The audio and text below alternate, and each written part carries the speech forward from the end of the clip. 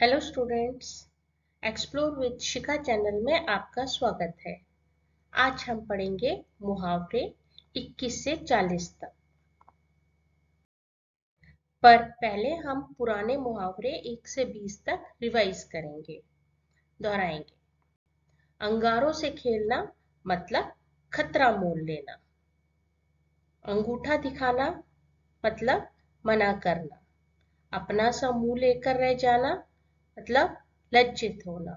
अक्ल का दुश्मन मूर्ख। आसमान सिर पर उठाना मतलब बहुत शोर करना। आंखों में धूल झोंकना मतलब धोखा देना। आस्तीन का सांप मतलब कपटी मित्र। आपे से बाहर होना क्रोधित होना। आकाश पाताल एक करना मतलब बहुत परिश्रम करना। आसमान से बातें करना मतलब बहुत ऊंचा होना। ईद का चांद होना मतलब बहुत दिनों के बाद दिखाई देना। ईंट से ईंट बजाना मीन्स नष्ट कर देना। कमर टूटना हिम्मत टूट जाना। कलेजा ठंडा होना मतलब संतोष होना। कान पर जूं न रेंगना मीन्स असर ना होना। कांटा दूर होना मतलब मुसीबत दूर होना। कोलू का बैल मीन्स बहुत परिश्रमी। काया पलट होना मतलब बिल्कुल बदल जाना। खाक पे मिलाना मतलब नष्ट कर देना। खाई पाटना मतलब समझौता करना। तो आपसे इसके मीनिंग पूछे जाएंगे और उसके बाद आपको अपने सेंटेंसेस बनाने हैं, अपने वाक्य खुद बनाने हैं। इसके वाक्य मैंने पार्ट 1 में बनाए हुए हैं। आप अपने हिसाब से भी बना सकते हैं, जरूरी नहीं है वही वाक्य बनाने हैं। आप उसमें नाम, उसमें सेंटेंस अलग बना सकते हैं। हम पढ़ेंगे आगे के मुहावरों के अर्थ और उनका वाक्यों में प्रयोग। खरी खोटी कहना मतलब बुरा भला कहना, मतलब बहुत ही बुरा बुरा कह दिया। जैसे गरीब रिक्शा वाला मजबूरी में कार वाले की खरी खोटी सुनता रहा। क्योंकि वो गरीब था, उसे पैसे की जरूरत थी, तो वो मजबूरी में कार वाले की खरी खोटी सुनता रहा। उसने कुछ किया नहीं था बट सुनता रहा। गागर में सागर भरना मतलब कम शब्दों में अधिक कहना। बहुत थोड़ा सा कहा और उसी से सारा मीनिंग निकल आया। जैसे बिहारी के दोहों में गागर में सागर भरा होता है। छोटे सा दोहा होता है लेकिन उसका मीनिंग बहुत बड़ा होता है। नेक्स्ट है घी के दिए जलाना मतलब बहुत प्रसन्न होना, मतलब बहुत खुश होना। तो सुकन्या के डॉक्टर बन जाने पर उसके माता पिता ने घी के दिए जलाए। बहुत खुश हो गए थे वो लोग, क्योंकि उनके बेटी ने डॉक्टर बन गई थी, इसलिए घी के दिए जलाना मतलब बहुत प्रसन्न होना। नेक्स्ट है घड़ों पानी पड़ना, बहुत लज्जित होना, मतलब बहुत बुरा बेइज्जती हो जाती है। जैसे रमेश द्वारा शराब पीकर गली में मारपीट करने पर पूरे परिवार पर घड़ों पानी पड़ गया। क्योंकि उसने शराब पी थी, तो वो नीचे गिर गया, बुरा हुआ, तो इसलिए बहुत लज्जित हुई फैमिली। तो घड़ों पानी पड़ना मतलब बहुत लज्जित होना। नेक्स्ट है चुल्लू भर पानी में डूब मरना।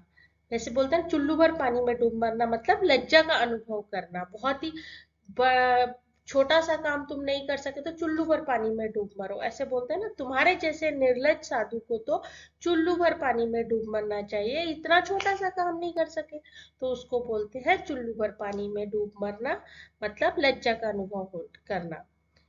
नेक्स्ट है चिकना घड़ा होना, मीन्स शर्म महसूस ना होना, कोई प्रभाव ना पड़ना, कितना भी बोलते रहो कोई असर नहीं होना।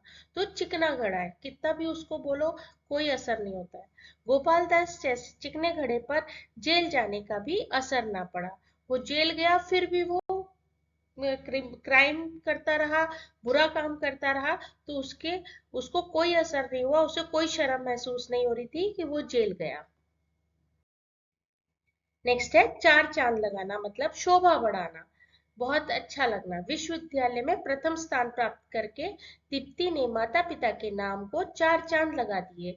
तो बहुत शोभा बढ़ा दी, क्योंकि पेरेंट्स बहुत खुश हो गए कि उसकी उनकी बेटी जो है वो फर्स्ट आई है, तो उनके नाम को चार चांद लगा दिए, मतलब शोभा बढ़ा दी उनकी।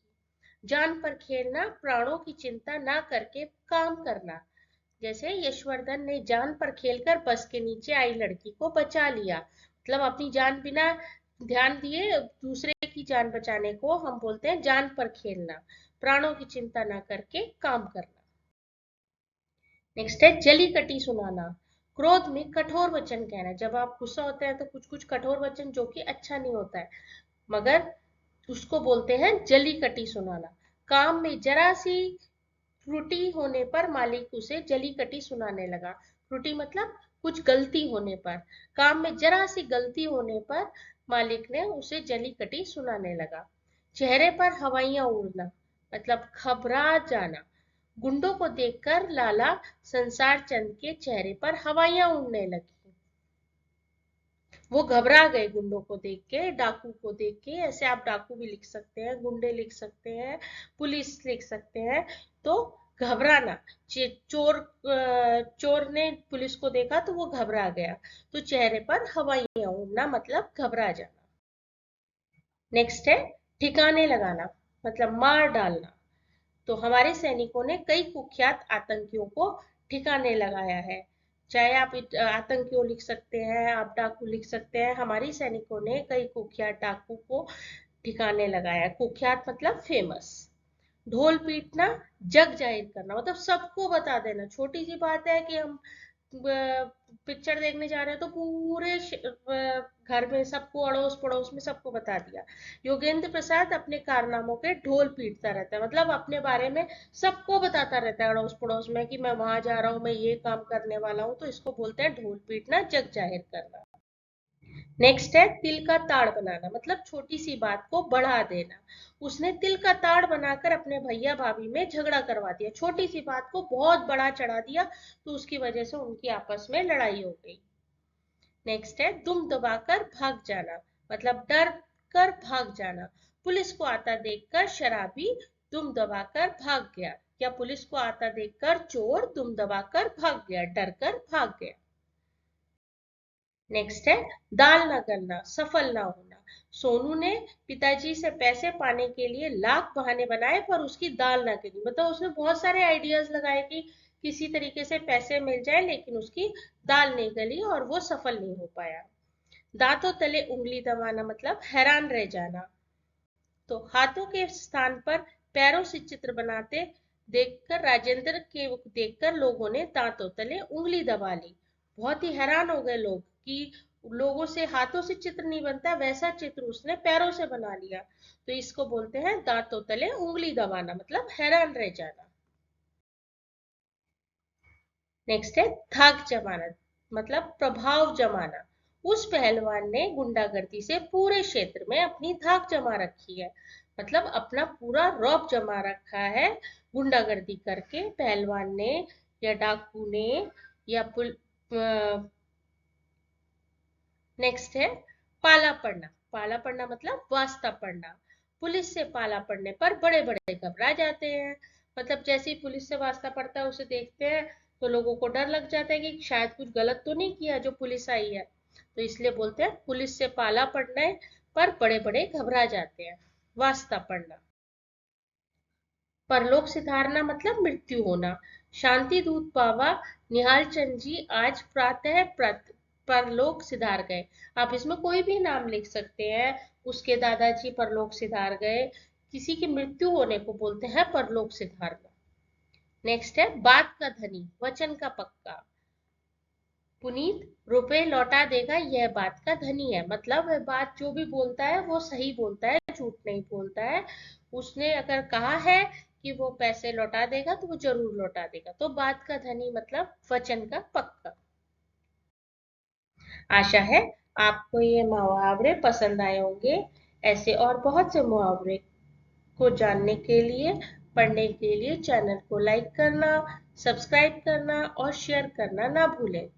और कोई भी दिक्कत है, कोई परेशानी है, तो आप कमेंट बॉक्स में लिखकर मुझसे पूछ सकते हैं। धन्यवाद।